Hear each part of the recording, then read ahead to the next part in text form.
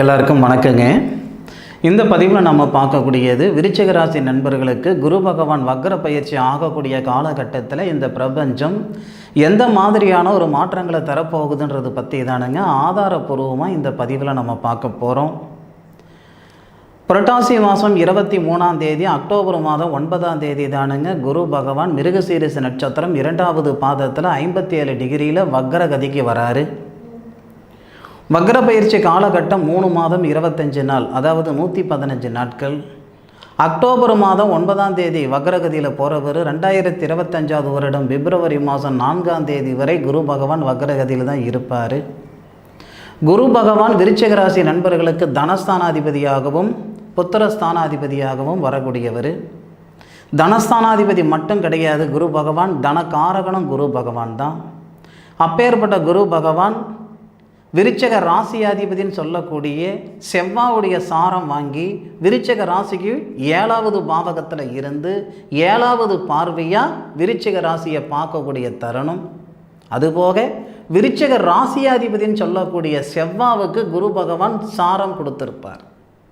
புனர்பூச நட்சத்திரத்தில் 2வது பாதத்தில் தான் செவ்வாய் இருக்கிறாரு. செவ்வாவுடைய நட்சத்திரத்தில் குரு பகவான் நட்சத்திர பரிவர்த்தனைன்னு சொல்லுவாங்க. நட்சத்திர பரிவர்த்தனை மட்டும் இல்லாமல் ஒரு அதிசயமும் ஒரு ஆச்சரியமும் இருக்குது. குரு பகவானும் செவ்வாவும் நட்சத்திர பரிவர்த்தனை செய்து செவ்வாவுடைய வீட்டை குரு பகவான் பார்ப்பார், குரு பகவானுடைய வீட்டை செவ்வாய் பார்ப்பார். இது மிக சிறந்த ஒரு தருணமாக இருக்கும். அக்டோபர் மாதம் 9ஆம் தேதி நமக்கு குரு பகவான் வக்ரத்தில் வராருன்னா, வக்ரத்தில் வரக்கூடிய குரு பகவான் கொடுக்கக்கூடிய பலன் 70%. நம்ம ராசியாதிபதி இருக்கக்கூடிய இடம் பார்க்கக்கூடிய பார்வை அது ஒரு 30% பலன் சேர்ந்து 100% பலன்கள் கொடுக்கும். நம்ம முன்னேற்றத்துக்கு முட்டுக்கட்டியாக இது இருக்கே அப்படின்ற எண்ணங்கள் இருக்கிற நண்பர்களுக்கு அந்த முன்னேற்றத்துக்கு முட்டுக்கட்டியாக இருக்கிற அந்த தடைகள் எல்லாம் நீங்கும். படித்த படிப்புக்கு உண்டான உத்தியோகம் இல்லாமல் இருக்குதே, வாழக்கூடிய வாழ்க்கைக்கு தகுந்த வளர்ச்சி இல்லாமல் இருக்குதே, யாரோ பொழைக்கிறதுக்கு நான் கஷ்டப்பட்டுட்டு இருக்கிறேனே என்ற ஆதங்கம் சரியாகிறதுக்கு உண்டான தருணம் ஐயா இந்த தருணம். நம்ம ராசிக்கு 2வது பாவகத்துக்கு அதிபதினு சொல்லக்கூடிய கிரகம் தனஸ்தான அதிபதினு சொல்லக்கூடியவரே தனகாரகனாகவும் வரார். தனகாரகன் சொல்லக்கூடிய குரு பகவான் நம்ம ராசிக்கு 11வது பாவகத்தை பார்க்குறார், லாபஸ்தானத்தை பார்க்குறார், நம்ம ராசியை பார்க்குறார். ராசிக்கு 3வது பாவகன் சொல்லக்கூடிய தகரியஸ்தானத்தை பார்க்குறார். இந்த 3 அமைப்புகளும் ரொம்ப ரொம்ப சிறப்பு. அதுபோக ஒரு கிரகம் ஆட்சியில் இருக்கிறத விட உச்சத்தில் இருக்கிறத விட வக்ரத்தில் வரும் பொழுது முழுமையான பலம் பெறும். அப்படி வக்ரத்திலிருந்து பார்க்கக்கூடிய முதல் பார்வை உங்கள் ராசிக்கு 11வது பாவகத்தை பார்க்குறதுனால இதுக்கு முன்னாடி என்னைக்கோ யாருக்கிட்டேயோ கொடுத்த காசு பணம் வந்து சேர்றதுக்கும், ஷேர் மார்க்கெட்டில் காசு பணம் போட்டிருந்தா அந்த பணம் நல்ல ஒரு லாபகரமாக வர்றதுக்கும் லாபஸ்தானம் சிறப்பாக இருக்கும் இந்த தருணத்தில். அதுபோக மனக்கோட்டைகள் விருச்சிக ராசி நண்பர்களுக்கு நிறைய இருக்க தான் செய்யும். வீடு வாசல் வாங்கணும், இல்லை வாகனங்கள் வாங்கணும், சொந்தமாக பிஸ்னஸ் பண்ணணும், வெளியூர் போகணும், வெளிநாடு போகணும், ஏதோ ஒரு வகையில் மனக்கோட்டைகள் இருக்க தான் செய்யும். உங்களுடைய சக்திக்கு தகுந்த மாதிரி இந்த தருணத்தில் உங்களுடைய லாபகரமான விஷயங்கள் மனசில் இருக்கிற அந்த மனக்கோட்டைகள் சரிப்படுத்திக்கிறதுக்கு உண்டான அருமையான ஒரு தருணமாக அனுகூலமாக இந்த பிரபஞ்சம் தரப்போகுது. அதில் மாற்று கருத்து இல்லை. அதாவதுங்க இந்த மாதிரி ஒரு அமைப்பை மீண்டும் விருச்சிக ராசி நண்பர்களுக்கு வரணும் அப்படின்னா 30 வருஷம் வெயிட் பண்ணணுங்க. என்ன காரணம்னா, ஒரு கிரக பயிற்சியோ கிரக வக்ரமோ அதுக்கு நம்ம பலன் சொல்கிறோமா அந்த தருணத்தில் மற்ற கிரகங்களுடைய அமைப்புகள் எல்லாம் எப்படி இருக்குதுன்னு பார்த்துக்கிறது நல்லது. சனி பகவான் அப்படின்றவர் நமக்கு சுபஸ்தானாதிபதி. சுபஸ்தானாதிபதினு சொல்லக்கூடிய சனி பகவானுக்கு குரு பகவான் சாரம் கொடுத்து உங்களுடைய ராசியை பார்க்குறாரு. குரு பகவான் உங்களுடைய ராசியை பார்க்குறாரு. அதுபோக செவ்வாய் ராசிக்கு 2வது பாவகத்தை பார்க்குறாரு.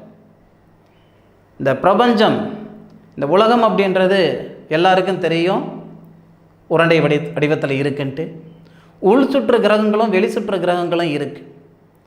உள் சுற்று கிரகங்கள் அப்படின்றது மற்ற கிரகங்களெல்லாம் நம்ம சொல்லுவோம். வெளி சுற்று கிரகங்கள் அப்படின்றது சனி பகவான், குரு பகவான், செவ்வாய். இந்த 3 கிரகங்கள் மட்டுமே வெளி சுற்று கிரகங்கள். இந்த 3 கிரகங்களுடைய அமைப்பும் ரொம்ப சிறப்பாக இருக்குது. அதாவது நல்ல பரிவர்த்தனைகள் இருக்குது. செவ்வாவுடைய சாரத்தில் குருவும், குருவுடைய சாரத்தில் செவ்வாவும், சனியுடைய வீட்டை செவ்வாய் பார்ப்பார், சனியுடைய வீட்டை குரு பார்ப்பார். அந்த சனி பகவானுக்கு குரு நட்சத்திரம் கொடுத்துருப்பார். இதெல்லாம் நல்ல பரிவர்த்தனை. அதனால் நீங்கள் மற்றவங்களுக்காக இது வரைக்கும் வாழ்ந்திருப்பீங்க, மற்றவங்களுடைய வாழ்க்கைக்கு உறுதுணையாக இருந்திருப்பீங்க. இந்த குரு பகவான் வக்ரகதியில் வரக்கூடிய தருணத்தில் உங்களுடைய தகுதியை உயர்த்திக்கக்கூடிய அளவுக்கு இந்த பிரபஞ்சம் நல்ல ஒரு தருணத்தை கொடுக்க போகுது. லாபஸ்தானம் அதிகரிக்கிறதுக்கான வாய்ப்புகள் கொடுக்கும். சொல்லுவோம் இல்லையா, திடீர் அதிர்ஷ்டம் அப்படின்ட்டு. நிச்சயமாக அது மற்றவங்களுக்கு வருதோ இல்லையோ, இந்த விருச்சிக ராசியில் பிறந்த நண்பர்களுக்கு சத்தியமாக திடீர் அதிர்ஷ்டம் வரும். அதில் மாற்று கருத்து இல்லை. குரு பகவான் அப்படின்றவர் தனஸ்தானாதிபதி, புத்திரஸ்தானாதிபதி. ஆனால் குரு பகவான் வக்ர பயிற்சி ஆகக்கூடிய தருணத்தில் கல்யாணக்காரகன் சொல்லக்கூடிய சுக்கிரன் விருச்சிக ராசியில் வரார் 26ஆம் தேதி. அதாவது பிப்ரவரி, அதாவது அக்டோபர் மாதத்துக்கு புரட்டாசி மாதத்துக்கு 26ஆம் தேதி அப்படின்னா அக்டோபர் மாதத்துக்கு 13ஆம் தேதி வரும். அந்த 13ஆம் தேதி தான் சுக்கிர பகவான் திருமணக்காரகன் விருச்சிக ராசியில் வருவார்.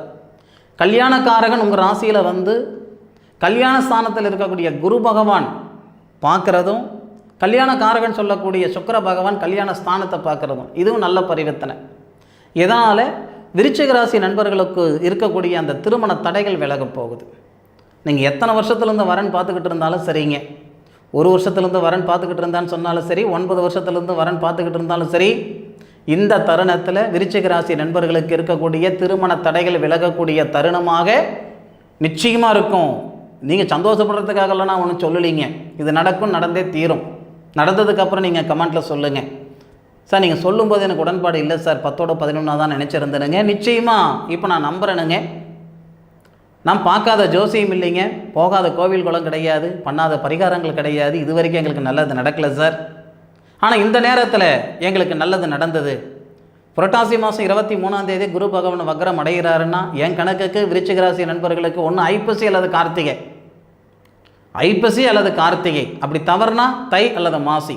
இந்த 4 மாதத்தில் ஏதாவது ஒரு மாதத்தில் நிச்சயமாக உறுதியாக திருமணத்தில் இருக்கக்கூடிய தடைகள் நீங்கும். அதே மாதிரி தனஸ்தானத்தை பார்க்குறாரு இல்லையா குரு பகவான், தனஸ்தானத்தை குரு பகவான் பார்க்கல, செவ்வாய் பார்க்குறாரு.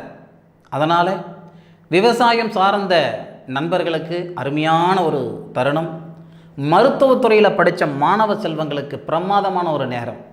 வெளிநாடு போகிறதுக்கான வாய்ப்புகள் கொடுக்கும், அரசாங்க உத்தியோகம் ஏற்படுத்தும்.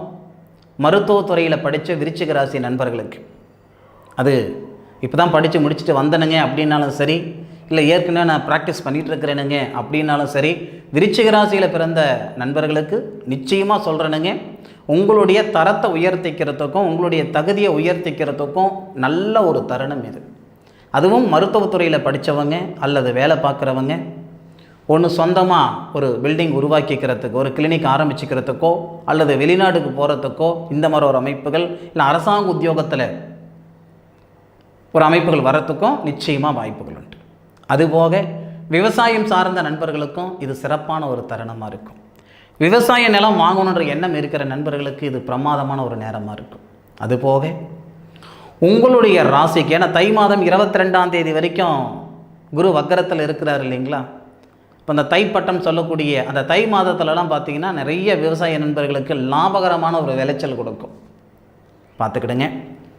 அதுபோக 1, 2 2வது பாவகத்தை செவ்வாய் பார்க்குறாரு, 3வது பாவகத்தையும் செவ்வாய் பார்க்குறாரு. செவ்வான்றது சகோதர காரகன் நம்ம சொல்லுவோம். சகோதர ஸ்தானாதிபதின்னு சொல்லக்கூடிய கிரகம் சனி. சனி செவ்வாவுடைய வீட்டை பார்க்கையில் செவ்வாய் சனியுடைய வீட்டை பார்க்குறார்.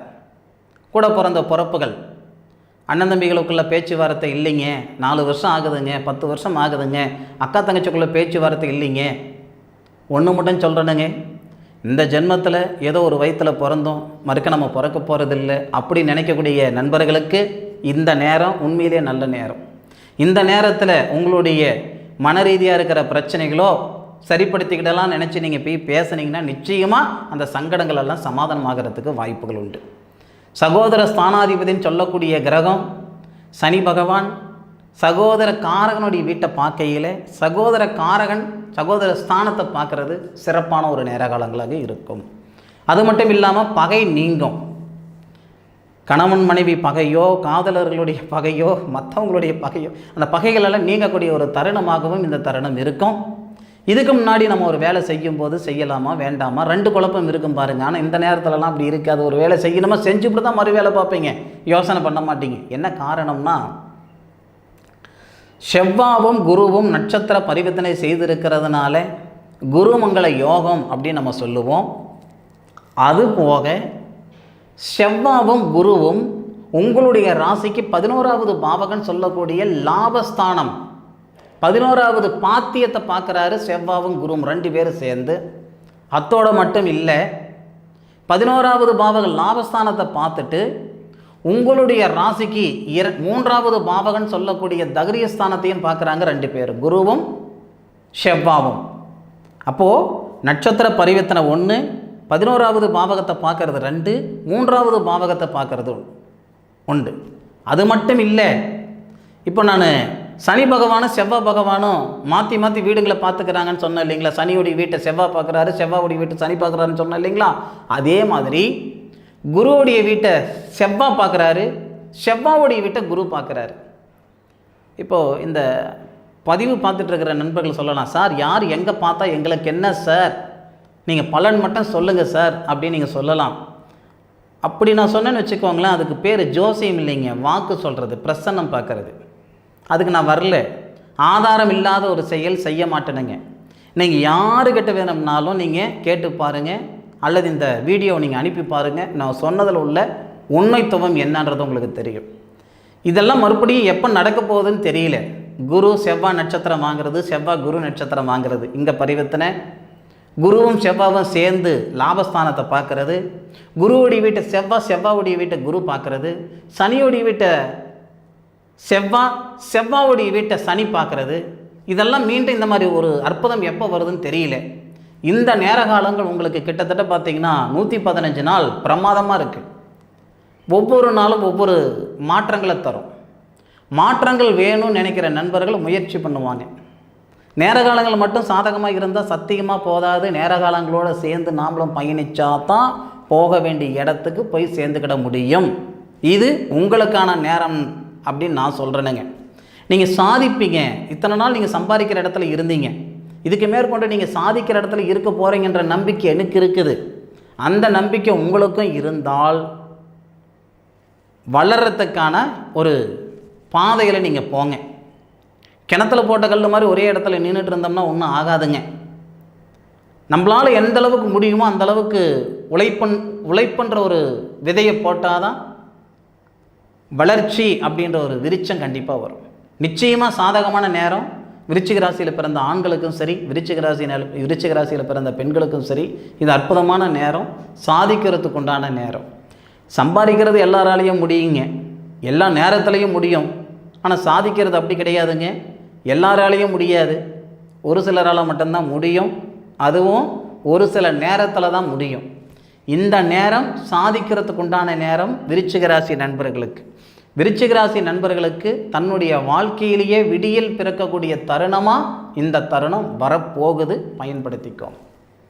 நிச்சயமாக இந்த பதிவு விருச்சிக ராசியில் பிறந்த நண்பர்களுக்கு பயனுள்ளதாக இருக்கும் அப்படின்னு நான் நினைக்கிறேனுங்க. இந்த பதிவு பற்றி உண்டான கருத்துக்களை கமெண்ட்டில் சொல்லுங்கள். மீண்டும் அடுத்த ஒரு அற்புதமான தருணத்தில் உங்கள் அனைவரையும் சந்திக்கும் வரை உங்களிடமிருந்து விடைபெறுவது உங்கள் வீட்டு ஜோதிட நண்பனான மா காளிதாஸ் மணிகண்டன். திருச்சிற்றம்பலம். வாழ்க வையகம், வாழ்க வளமுடன்.